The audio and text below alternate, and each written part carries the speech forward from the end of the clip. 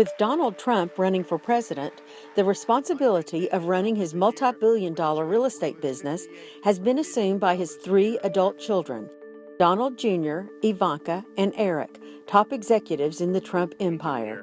I talked with Don Jr. and Eric at their Manhattan headquarters about working for the Trump brand, in real estate and on the campaign trail. Let's talk first about the new role you have, which is campaign surrogate. What is that like for you? I'd like to ask each of you. But listen, it's been amazing.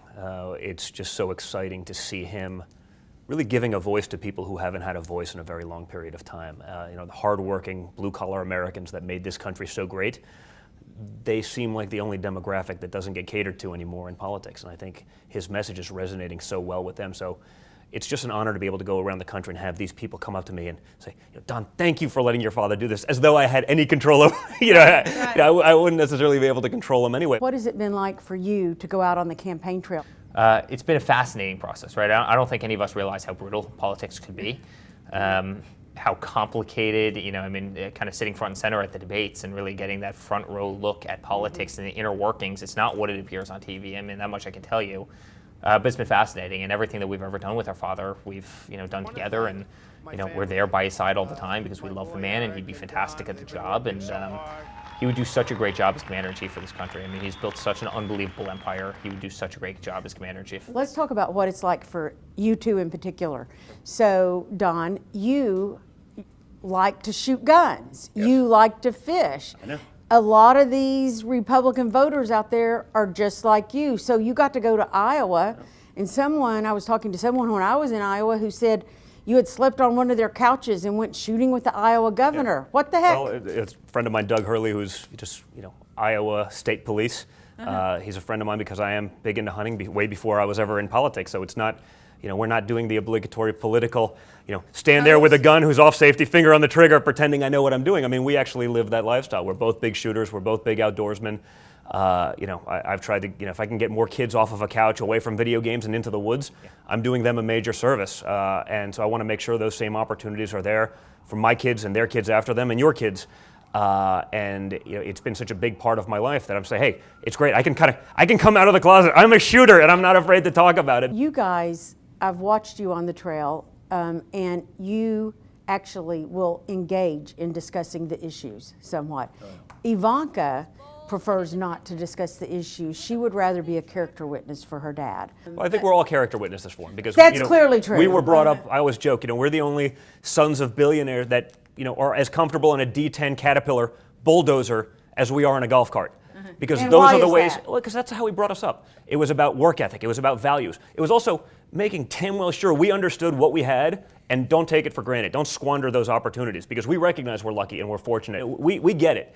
You can't say you're not spoiled. No, that would be laughable. But we were spoiled the right way. We had great educations. We had incredible experiences. We were incredibly well traveled. We got to do and see a lot of really cool stuff and be in a lot of cool opportunities and places that a lot of people wouldn't get to see. But as crazy as it sounds, it was always with a basis of being grounded, understanding it, recognizing it, not taking it for granted. And he beat that into our heads. When did you start working in your dad's 10, business? 11. We had a sledgehammer in our hand, and we'd go break down walls, or we'd go mow fields, or we'd go leaf blow, or we'd go run a backhoe, as Don said before. I spent, thousands of hours cutting, rebar with acetylene torches. Running a 36-inch bar chainsaw. We've done it all. Everything. And, listen, it did a bunch of things. First of all, nothing good comes out of type A kids with a lot of free time.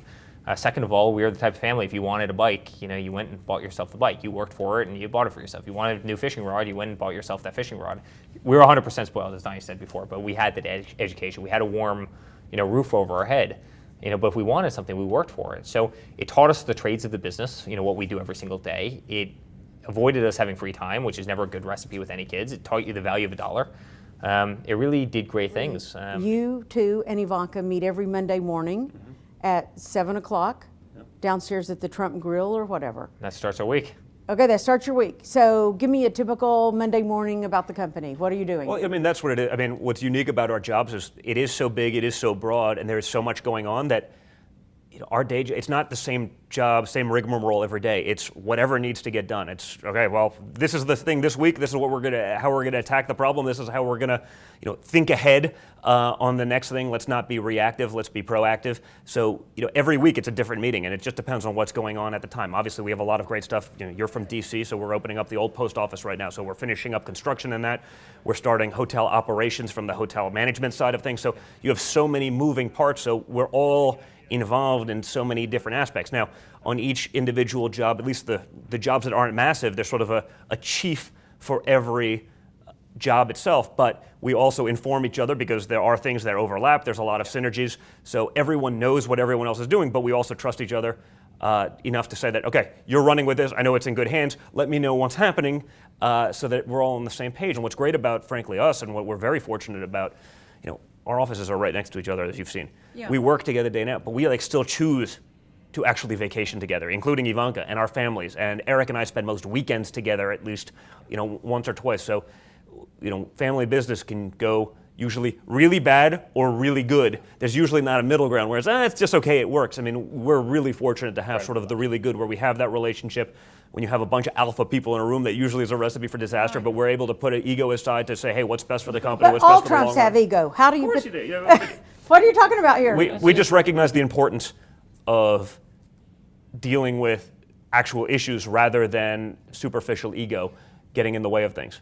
At some point I asked Donald, are you going to, and I think people have asked him on the trail, now that you're a billionaire, are you going to do like lots of other billionaires and give away your money and take the giving pledge? And he said, I'm old-fashioned. I want everything I make to go to my children and their children. And I've heard people in the audience say, yes, that's what we're working for, to give to our children. It would probably be different if we were saying, hey, I'm going to sit on a beach for the rest of my life. I want you to subsidize my lifestyle. That's never been his thing. It's not about, here's whatever you want, leave me alone. He never bought us off, and perhaps that's the way we, sort of how we turned out maybe the way we did with a work ethic, understanding these things, because it wasn't just about, okay, here's whatever you want. It was you had to earn it. And so I think he believes that we're also a big part of the company now, and we are certainly actively involved. And it's why he didn't run in 2008 and 2012, because in 2008, you heard him. He was very vocally disappointed about what's going on in the country, certainly in 2012, but at the time I was 28 and 33, 29, 33, he wasn't going to walk away from these tens of thousands of people who he actually employs, unlike all the other politicians who talk about employment, who've never employed a single person. These people's lives and their livelihoods and their families' well-being were dependent on his success and the success of his company. He wasn't just going to say, congratulations, it's with a 29-year-old and a 23-year-old coming out of college and Ivanka at 25. He wasn't going to do that because of his loyalty. So now with 15 years in the company, 11 years in the company, 10 years, whatever it may be, you can say, okay, these guys get it. They've been intimately involved in all these deals. You're in good hands. I can now step away and do what I want to do for the country. You couldn't do what we do if you didn't love it. You couldn't do the travel miles. You couldn't do the hours. But you get to go in a plane, don't you? A nice. No, we fly private when we're with my father. When we're not with my father, we fly in commercial. Okay. And I think that's the big misconception. Everyone's like, oh, well, you go on you're off on the weekend, you're flying. It's just not the way we are.